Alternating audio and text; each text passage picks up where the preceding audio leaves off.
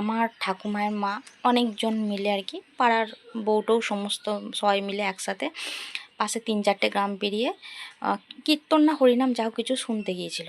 তো যাই হোক, যখন ফেরে তখন কিন্তু দলছুট হয়ে যায়, এবং দলছুট হয়ে যায় ওনার সঙ্গে আমার ঠাকুমা ছিল এবং ঠাকুমার বোন ছিল, মাসি ঠাকুমা ছিল, দুটো মেয়েকে নিয়ে, আর একটা মেয়ে মানুষ, 3টি মেয়ে আসছে।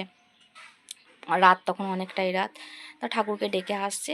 অনেকটা যাওয়ার পর একটা ওই পীর আস্তানা যেটা বলে, ছোট ছোট ঘোড়া টোড়া নামানো থাকে, তো পীর সাহেবের কোনো মাজার টাজার ছিল হয়তো, তা উনি প্রণাম করেছেন।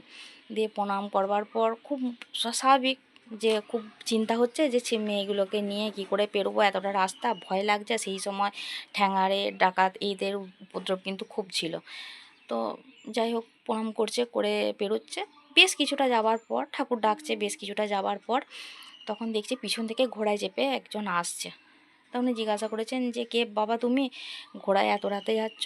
তা ওই ভদ্রলোক বলছে, আমার পরিচয় জানার আপনার দরকার নেই, আপনি কে, আর এত রাত্রে আপনি কোথায় যাচ্ছেন দুটো বাচ্চাকে নিয়ে? দিয়ে বলছে, বাবা আমি তো এরকম 3-4টে গ্রাম পেয়ে বলেছে আর কি ঘটনাটা, যে আমি এরকম গিয়েছিলাম, কিন্তু আমি রাত্রে অন্ধকারে আমি আর রাস্তা চিনতে পারছি না, আমি কোন দিকে যাচ্ছি তাও বুঝতে পারছি না, আর মানে ঠিকঠাক গ্রামে পৌঁছাবো নাকি আমি তাও জানি না।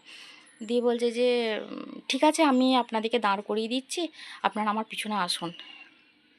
ভদ্রলোক ঘোড়ায় করে এগিয়ে গেছে আর পিছনে গেছে। তারপর আমাদের গ্রামে যখন ঢুকেছে, গ্রামে ঢোকার পর তখন বুঝতে পেরেছে যে যথারীতি।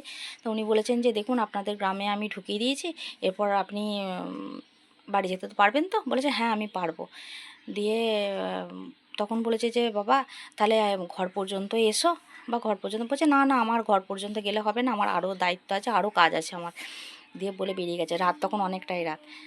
ঘরে আসার পর পরের দিন সকালে যখন সবাইকে ঘটনাটা বলছে, তো তখন শোনা যাচ্ছে যে নাকি ওখানে যে পীর আস্তানা আছে, মানে কোনো মানুষ যদি সেই মানে ভক্তি ভরে সেই আস্তানায় যদি পীর বাবাকে ডাকে, সেই পীর বাবা কিন্তু মানে মানুষকে উদ্ধার করে, বিভিন্ন রকম বিপদ থেকে উদ্ধার করে।